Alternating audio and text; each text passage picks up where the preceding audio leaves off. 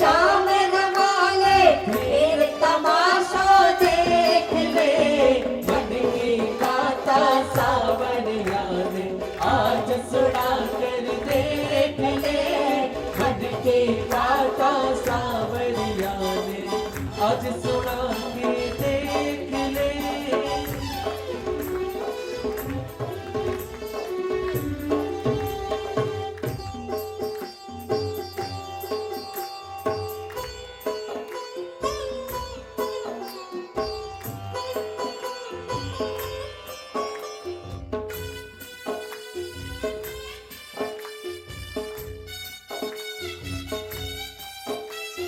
गली गली क्यों भटक रहो तू, शाम खड़ो तेरे आगे रे।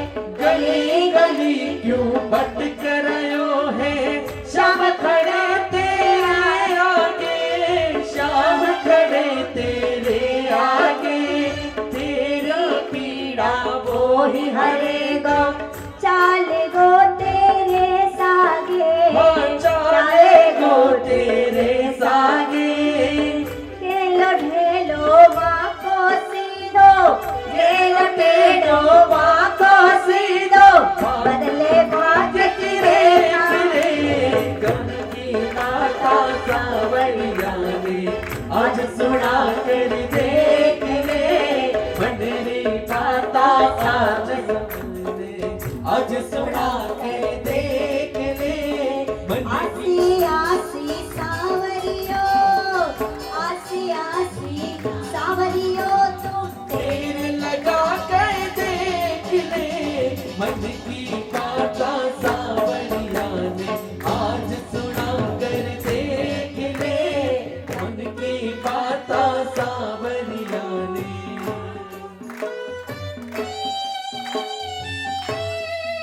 बोले सावरिया सेठ की जय हो।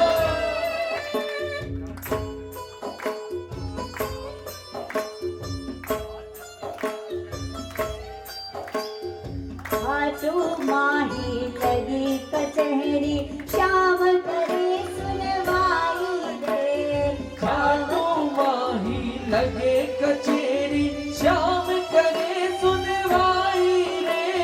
श्याम करे सुनवाई रे। साचो न्याय चुका तो आयो, जाने पीड़ पराई रे। जाने पीड़ पड़ाई रे।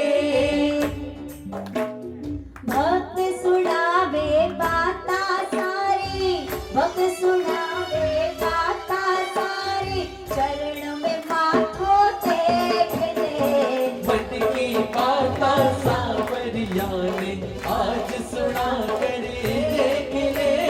मन की गाथा सावरिया ने आज सुना कर देख ले।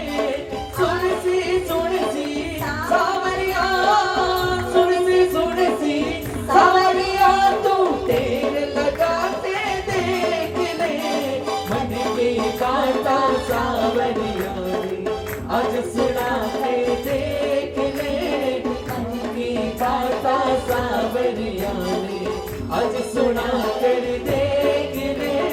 मन की गाथा सावरिया ने आज सुना कर देख ले।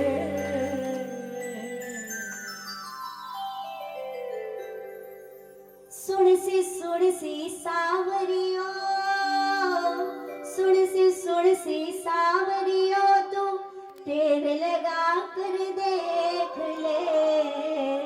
मन की बाता सावरिया आज सुना कर देख ले।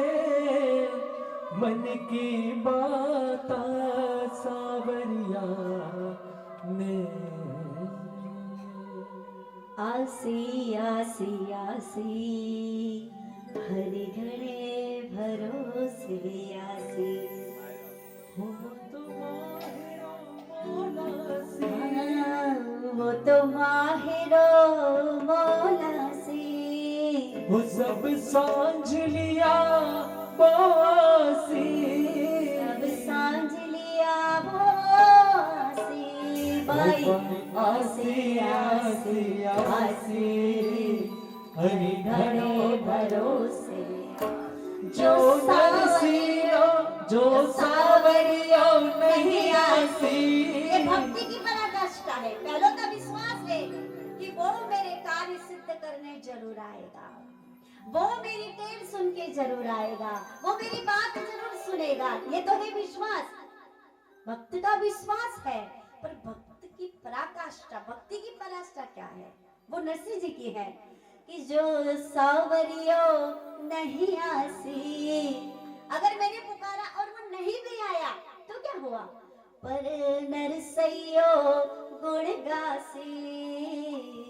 अगर वो नहीं भी आएगा तब भी नरसिंह सावरियारो गुण जरूर गाएगा कि बाई आसी आसी आसी हरि हरे भरोसे आसी। तो ये विश्वास जो है, उसी विश्वास पर ठाकुर जी खरे उतरे और भीष्म पितामह को दिए हुए वचन को पूर्ण किया है। भगवान का दर्शन पाकर, बुद्धि को श्री चरणों में समर्पित कर कर भीष्म पितामह ने अपने प्राणों का त्याग किया, परम गति को प्राप्त किया है। तो महाराज, आंखों से दिखना कम हो जाए, कानों से सुनना कम हो जाए, मुंह में से दांत सारे गायब हो जाए, जिह्वा लड़खड़ाने लगे, उससे पहले उनका नाम ले लो, उन्हें याद कर लो। न पैर चलेंगे, न हाथ चलेगा, न सेवा कर पाओगे, न उनके तीर्थ धाम जा पाओगे, न कानों से उनका नाम सुन पाओगे, न नैनों से उनका दर्शन कर पाओगे, लड़खड़ाती हुई जिह्वा से उनका नाम भी नहीं ले पाओगे। ऐसी स्थिति आए जीवन में, उससे पहले उनका नाम ले लो, उन्हें याद कर लो, उन्हें अपना बना लो। ये जो शरीर दिया है, दुर्लभो मानुषो देहो, ये दुर्लभ देह दिए परमात्मा ने। देहा नाम दुर्लभ, दुर्लभो मानुषो देहो, देहा नाम देहिनाम षड़भंगुरा। बीजी लाइन छे। दुर्लभो मानुषो देहो देहिनाम षड़भंगुरा, तत्रापि दुर्लभो मन्ये वैकुंठ प्रिय दर्शनम। दुर्लभो मानुषो देहो, दुर्लभ है ये देह, क्षणभंगुर भी है। दुर्लभो मानुषो देहो देहिनाम क्षणभंगुर, और यही देह क्षणभंगुर है। आज यहाँ बैठे हैं, कल कहाँ थे? आज ये समाचार, कल क्या समाचार, कुछ नहीं कहा जा सकता। तो दुर्लभो, जितनी दुर्लभ देह है उतनी क्षणभंगुर है। कई जन्मों के बाद तो 84 लाख योनियों के बाद तो मिलती है, और पट में चट में छूट भी जाती है। फिर पुनरपि जननम पुनरपि मरणम पुनरपि जननी जठरे शयनम। बार बार जन्म लेना, बार बार मृत्यु होना, फिर जन्म लेना, फिर मरना, फिर किसी माँ के गर्भ में जाना, फिर अवतरित होना, फिर सारी वो संसार की चक्र, माया जाल। मैं ये नहीं कहती आप संसार छोड़ दो, न कभी कहा है, न कभी अभी कह रही हूँ, न कभी कहूंगी, न कभी कहा है, न अभी कह रही हूँ, न कभी कहूंगी कि आप सब छोड़ दो। जो कर्तव्य उन्होंने दिए हैं, जो जीवन उन्होंने दिया है, उसमें से कुछ मत छोड़ो। बस एक काम करो, उन्हें अपना बना लो, उन्हें भी उसमें सम्मिलित कर लो, उन्हें मत छोड़ो। बाकी सब नहीं छूट सकता, तो उन्हें क्यों छोड़ना है? उन्हें पकड़ के रखो, उसे आपका बना लो, उनसे अपने मन की बात करो। तो इस प्रकार महाराज, भीष्म पितामह को परम गति की प्राप्ति हुई है। भीष्म पितामह के परम धाम जाने के बाद पांडवों ने अब प्रतीक्षा की है उत्तरा के पुत्र की। पांडवों का अंतिम अंश उत्तरा के गर्भ से एक बालक अवतरित हुआ है। जन्म लेते से वो बालक चारों ओर देखने लगा, तो ऋषि मुनियों ने, ब्राह्मणों ने उस बालक का नाम रख दिया परीक्षित, क्योंकि वो सब में परीक्षा कर रहा था। किसकी परीक्षा? जो स्वरूप माँ के गर्भ में, उत्तरा के गर्भ में परीक्षित के साथ था, वो चतुर्भुज नारायण का, जो गदा हिला हिला कर उस बालक की रक्षा कर रहे थे। बालक सोच रहा था कि यहाँ बाहर वो क्यों नहीं दिखाई देता, वो बाहर ही नहीं दिखता है, वो अंदर ही दिखेगा। बाहर उसे ढूंढोगे तो वो कहाँ मिलेगा। बाहर तो ये संसार है, जंजाल से भरा हुआ, चक्करों में लिपटा हुआ। इन चक्करों में हम भी चक्कर घान घूमते रहते हैं। कभी कौन घुमाता है, कभी कौन घुमाता है, कभी कौन घुमाता है। जीवन तो ऐसा ही होता है, संसार तो ऐसा ही है, जैसा ठाकुर जी ने बनाया। लेन देन ये वो, ये सब ऋणानुबंधन है जो मनुष्य अपने जन्म के साथ लेके आता है। पर अगर उनका दर्शन स्थिर रखना है तो नैनों को मूंद कर अंदर उनको देखना पड़ेगा।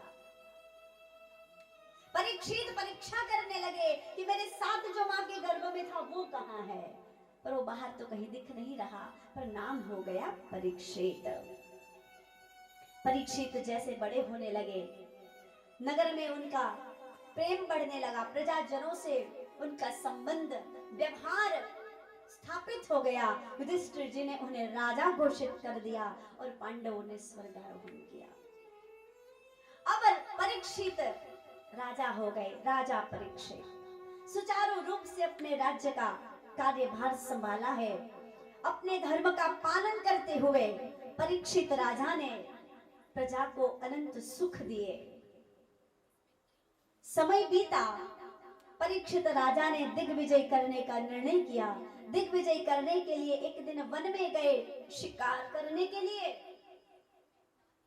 उससे पहले राजा अपना वो खजाना देखने के लिए गए, जिस खजाने को पांडवों ने एकत्रित किया था। जब राजसूय यज्ञ किया तो पांडवों ने कई राज्यों को जीता और वो खजाना एकत्रित, पहले ऐसी परंपरा थी, जिस राज्य को जीतोगे उसका राज्य से खजाना आपके राज्य में सम्मिलित हो जाएगा। और प्रजा पालन के लिए सैनिक जो लड़ते थे उस वक्त, जो योद्धा होते थे, इतने सारे सैन्य बल जो होता था, उनकी परवरिश उसी राजकोष से की जाती थी, ऐसी परंपरा थी।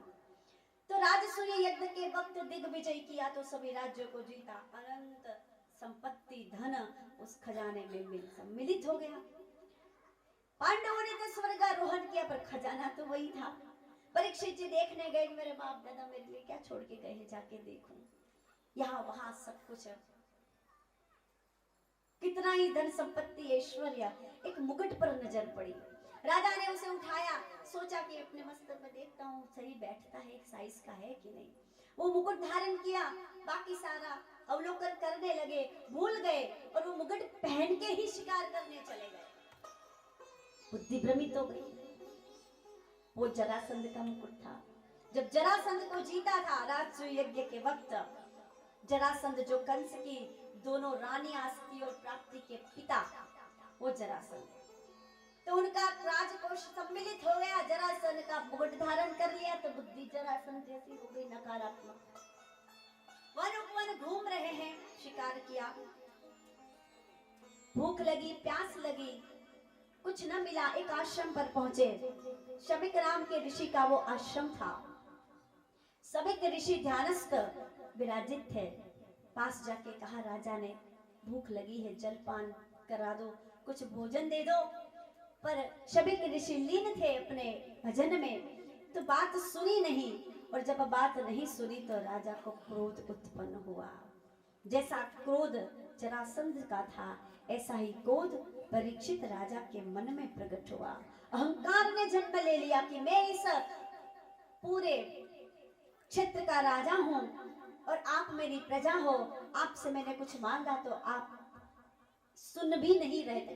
परीक्षित जो पांडवों के वंशज हैं, जिनके वंश पर परमात्मा की इतनी कृपा बरसी, कृष्ण उनके यहाँ सारथी बनकर रहे। जब प्रहलाद जी का भगवान श्री नरसिंह जी ने रक्षण किया था और हिरण्यकशिपु का उद्धार किया, तब ठाकुर जी ने प्रहलाद जी से भी कहा कि तुम मुझसे कुछ मांग लो। जब भगवान प्रसन्न होते तो मांग लो मांग लो मांग लो करते हैं। हमारे सामने आ जाए तो पता चले, मांग लो करते। जब हम मांगेंगे तब पता चलेगा, आपका सब खाली हो जाएगा। जहां देखो वहां मांग लो। तो हिरण्यकशिपु का उद्धार हुआ। प्रहलाद जी से कहा कि प्रहलाद कुछ मांग लो। तो प्रहलाद जी कहते हैं कि प्रभु, भगवान जानते हैं, प्रभु जानते हैं कि जो भक्त उनके होते हैं ना, वो उनके सिवा कभी कुछ नहीं मांगते। जो भगवान के भक्त होते हैं ना, भगवान उसी भक्त को बोलेंगे कि मांग ले, जानते हैं तो मेरा भक्त है, मुझे मेरे अलावा कुछ चाहता ही नहीं है, क्या मांगेगा। और वहां प्रमाण बन जाता है कि भक्त भगवान से कभी कुछ नहीं मांगते। प्रहलाद जी ने कहा कि प्रभु देना है ना तो इतना दे दो कि ये जो मेरे पिता है ना, जिनका आपने अभी वध किया है, कि भगवान के मैंने उद्धार किया है, कोई वध नहीं किया है। हाँ हाँ ठीक है, आपने उनका उद्धार किया है, तो अब ऐसा वरदान दे दो कि आपके साथ जो कपट किया, मेरे पिता ने जो छल किया, मेरे पिता ने जो आपके साथ बैर बुद्धि रखी, उस बैर बुद्धि के लिए आप उनको पाप ग्रह नहीं दोगे, आप उनको क्षमादान दोगे। ये मांगा कि आप मेरे पिता को क्षमादान दे दो, बस मुझे यही चाहिए, क्योंकि मेरे पिता ने जितने कर्म किए हैं उसके बदले अगर जो उनको फल मिलेगा ना, तो उनकी न जाने क्या गति होगी। तो प्रभु इतना वरदान दे दो कि आप उनको क्षमा कर रहे हो, आप मेरे पिता को क्षमा कर दो। तो भगवान ने क्या बोला पता है? अरे पार्थ नहीं, प्रहलाद, अरे प्रहलाद, जिसके वंश में, जिसके कुल में, जिसके परिवार में तुम जैसा एक भक्त हो, उसके कुल की तो एक दो क्या 21 पीढ़ियां तक तर जाएगी। तुम्हारे पिता को किसी पाप का कोई फल मिलेगा ही नहीं। तुम्हारे पिता को छोड़ो, 21 पीढ़ी तक तुम्हारे वंश में ये पाप प्रभाव नहीं डालेगा। तो कहने का मतलब कोई एक ही जीव ऐसा हो जो भक्त हो, तो उसके वंश की कई पीढ़ियां तर जाती है। तो यहाँ पर जो परीक्षित है वो पांडव वंश के हैं, हाँ? वो पांडु राजा के पुत्र हैं, जिनके वंश में निरंतर परमात्मा रहे। पांडवों ने परम भक्ति की है कृष्ण की। तो परीक्षित राजा की ऐसी कुबुद्धि कैसे हो सकती है कि वो किसी ऋषि का, किसी ब्राह्मण का अपमान कर दे? ये तो संभव नहीं ना। पर वो जरासंध का जो मुकुट पहन लिया, उससे उनकी बुद्धि भ्रमित हो गई और वो ऋषि का अपमान कर बैठे। तब भी समय ऋषि ने आंखें नहीं खोली तो चले गए राजा वहां से। एक मरा हुआ सांप शमिक ऋषि के गले में डालते गए। जब अपने नगर में पहुंचे, अपने सिंहासन पर जाकर विराजमान हुए और जैसा ही मुकुट उतारा, राजा को अपनी भूल का, बुद्धि जो भ्रमित हो गई थी, एहसास हो गया कि मैं पांडव वंशी परीक्षित इतना बड़ा पाप कैसे करके आ गया। मेरा मन कैसे चला कि मैं अपने पूर्वजों का, अपने वंशजों के नाम को, कीर्ति को दाग लगा सकूं। ऐसा कर्म मैंने कैसे किया? मैंने ब्राह्मण देव का अपमान किया। और यहाँ पर सभी ऋषि के जो पुत्र थे, श्रृंगी, जो नन्हे से बालक हैं 7 वर्ष के, और उस नन्हे से बालक ने नई नई सिद्धियां प्राप्त की हैं। उस बालक ने जब सुना कि राजा परीक्षित के द्वारा उनके पिता का अपमान किया गया है, तो उस नन्हे से बालक ने क्या किया? राजा परीक्षित को शाप दे दिया कि आज से 7 दिन बाद आपकी मृत्यु होगी। ऐसा शाप दे दिया। परीक्षित राजा को यह श्राप लगा। इसका समाचार जब राजा को मिला तो परीक्षित राजा विचलित नहीं हुए, न क्रोधित हुए, न दुखी हुए, न उदासीन हुए। जैसे कि जो चाहते थे वो मिल गया, ऐसा स्वीकार कर लिया और उसी वक्त वल्कल वस्त्र धारण करके राजसी ठाट छोड़ के परीक्षित राजा ने राज्य का त्याग कर दिया, गंगा तट पर जाकर विराजमान हो गए। सूत जी ने वर्णन करते हैं, शंभकादिक ऋषि, ये परम धर्म परायण राजा परीक्षित जी, जिनको एक नन्हे से बालक ने अंजलि में जल भरकर अपनी नई सिद्धि के चलते उस सिद्धि को साबित करते हुए राजा को ऐसा शाप दे दिया। पर राजा ऐसे शाप का अधिकारी नहीं था, क्योंकि परीक्षित राजा ने अपने राज्य में जब तक रहे हैं तब तक धर्म की स्थापना रखी है।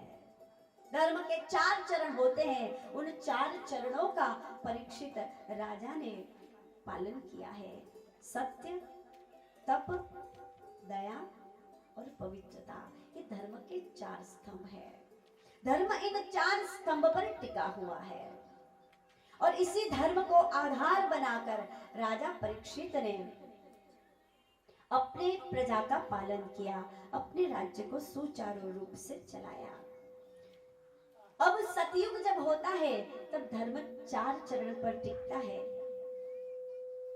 जब त्रेता युग होता है तो धर्म 3 चरण पर टिकता है, एक चरण कट जाता है सत्य का।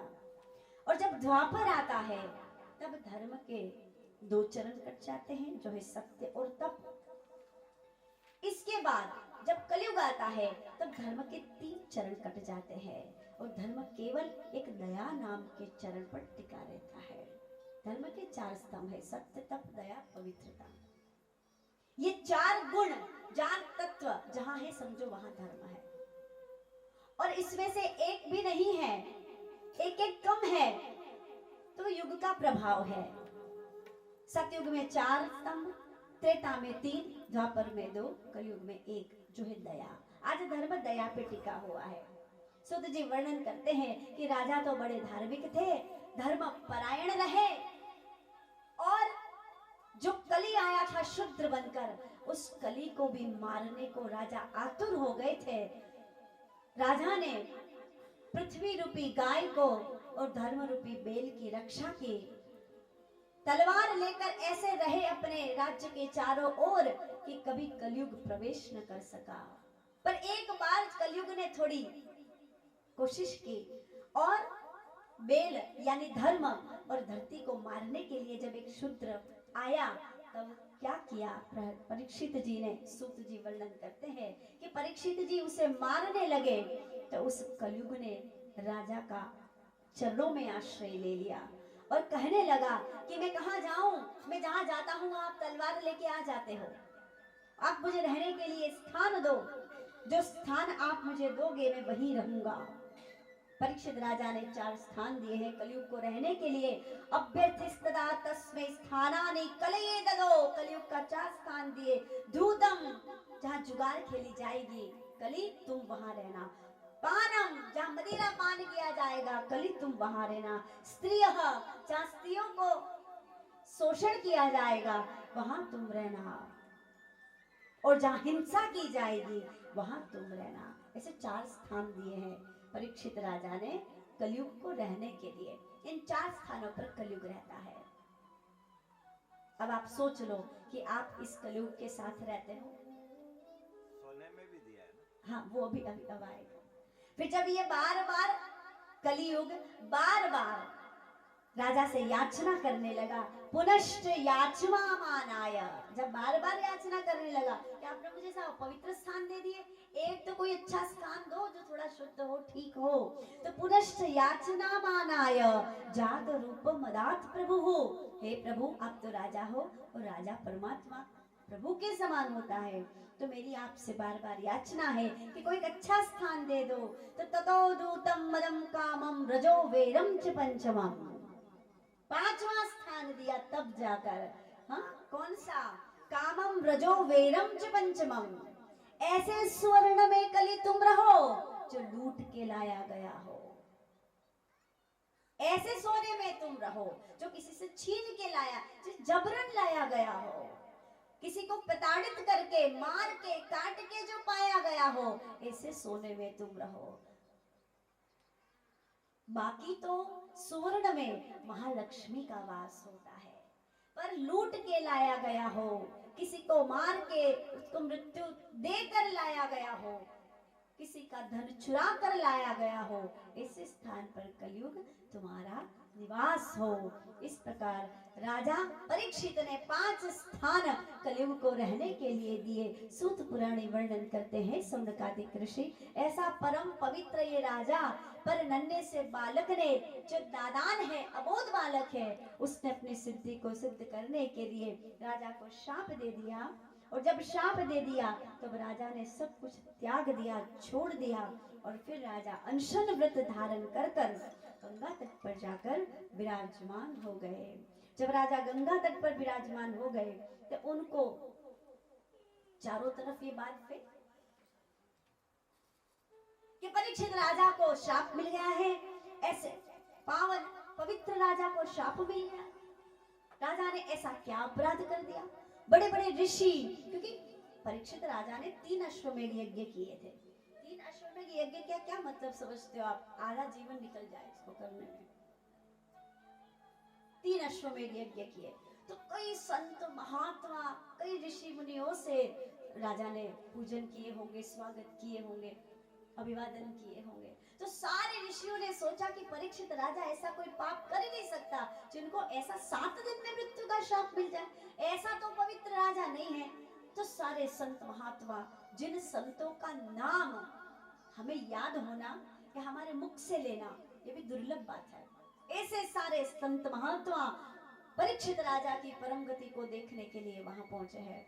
नाम क्या, बहुत लंबा वर्णन है, मैं आपको संक्षिप्त में नाम बता देती हूँ कौन कौन से ऋषि, क्योंकि इस भागवत शास्त्र कहता है कि ऐसे ऋषि मुनियों के, ऐसे महात्माओं के नामोच्चारण करने से भी हमारे पाप राशि कम हो जाती है, हम पुण्य के अधिकारी हो जाते हैं। भाई संतों के नामों में, भगवान के नामों में इतनी महत्ता, तो संतों के नाम में नाम बताए हैं अत्रि ऋषि, वशिष्ठ ऋषि, च्यवन, श्रद्धान, अरिष्टनेमि, भृगु, अंगिरा, पराशर, विश्वामित्र, परशुराम, इंद्रप्रमद, इग्मवाह, मेधातिथि, देवल, अष्टिनेश, भारद्वाज, गौतम ऋषि, पिप्लाद, मैत्रेय, औरव, कवश, अगस्त्य।